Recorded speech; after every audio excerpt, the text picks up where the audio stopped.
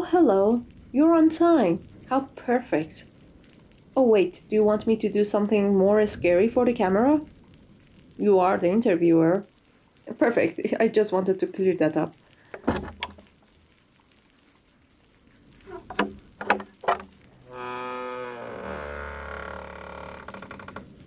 Aha!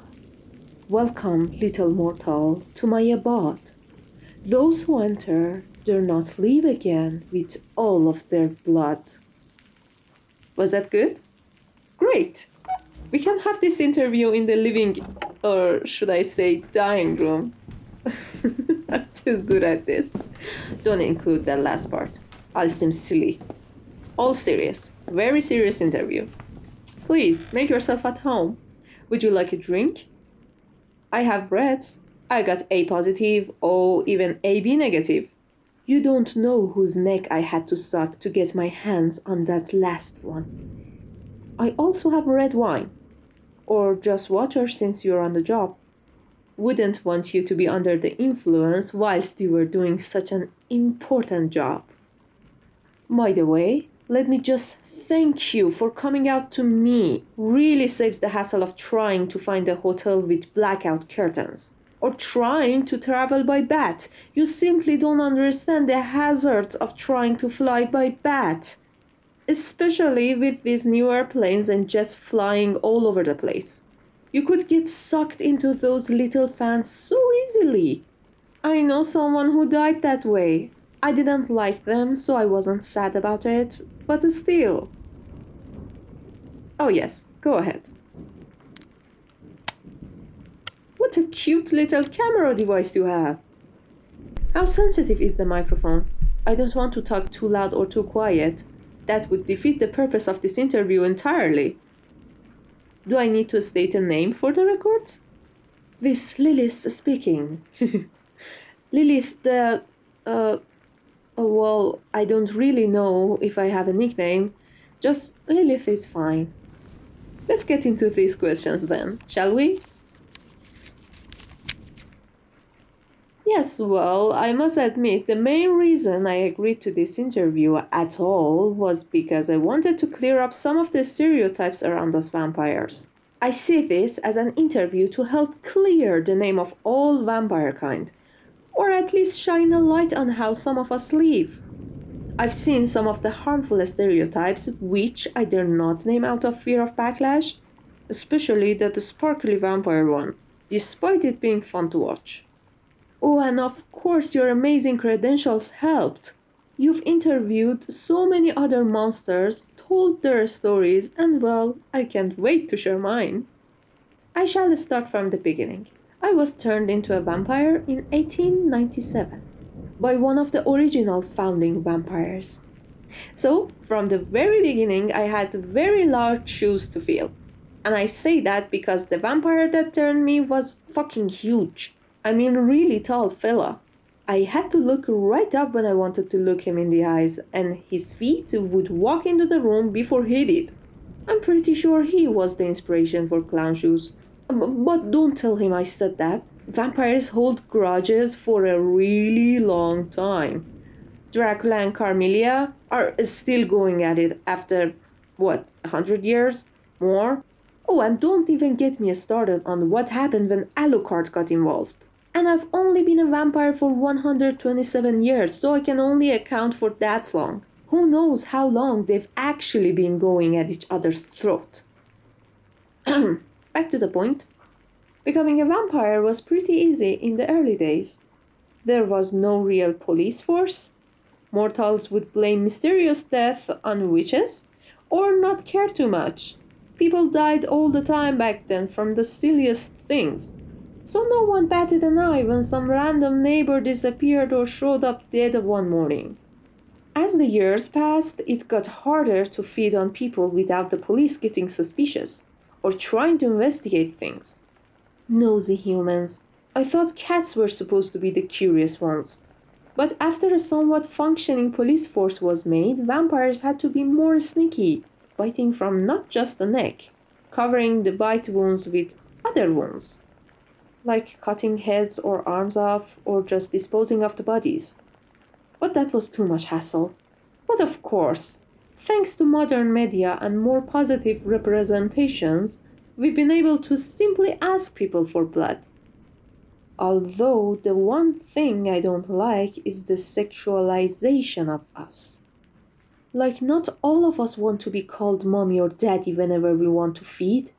It's like if I were to suddenly flirt with you whilst you were trying to eat. It's not fun and very distracting. Well, some vampire bite for pleasure, sure. Most of us just want to get our feeding done so we don't die from dehydration. Oh yes, my apologies, I didn't mean to just complain.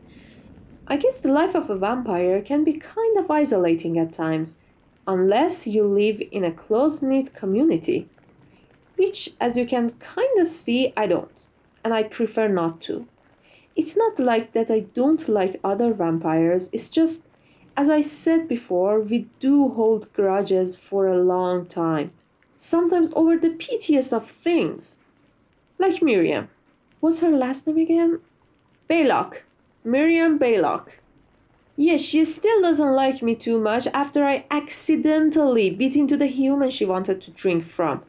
But in all fairness, she didn't call dibs or mark the human beforehand. I did offer her a blood basket afterwards, so we're more like frenemies now. A little word of advice: if you ever piss off a vampire, blood baskets are the way to go. Stood on their shoes? Blood basket. Accidentally ate their favorite human? Several blood baskets. But the vampire community is a community like no other. I mean, you are stuck with each other for all the eternity unless some outside force comes to rid you of your immortality.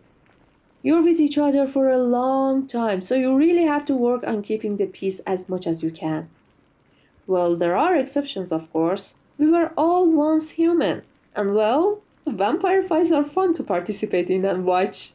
I shan't go into that much details about vampire fights, because, well, you have to see one to understand one. If you ever become a vampire, do come back, and I'll see if Frank will let me invite a +1 again. Oh well, I do have a few humans I have turned myself. Not many, but a few. I'm not too fond of the idea of being in command of many vampires.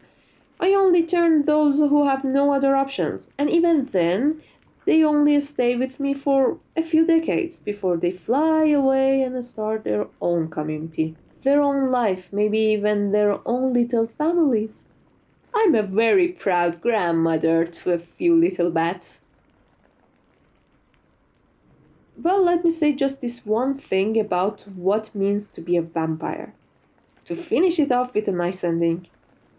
It's lonely and hard to adapt to when it first happens. But once you find your support system, you know you're going to be fine. For those who are not fortunate to have the person who turned them, accept them, guide them, bring them into the vampire community, my doors are always open. So long as you ask to be invited in first. Was that good? I sure do hope you have enough material to make something useful out of it. I would like to delve more into vampire society, but unfortunately I am only available for so long. I'm off to a council meeting in a half an hour, so I must prepare for that. We may have a long life to live, but we don't like our time being wasted. No, don't be silly. This was very fun. I just hope that it gives people a more positive look into what being a vampire is like. I see vampires getting a negative press all the time. And don't get me wrong, sometimes it is deserved. I just want the world to know we aren't all total jerks. Ah yes, I suppose you should be heading off now before it gets too dark and us vampires get to roam the streets. I hope you have a safe drive back to the city. And do mail me a copy of the finished version. Or just a draft. Oh, and maybe mail me a paper copy, something to hang up on my wall, show off to the community when I host my dinner parties. Yes, oh yes, that would be wonderful. Bye bye. Have a safe journey home. Watch out for any rogue vampires.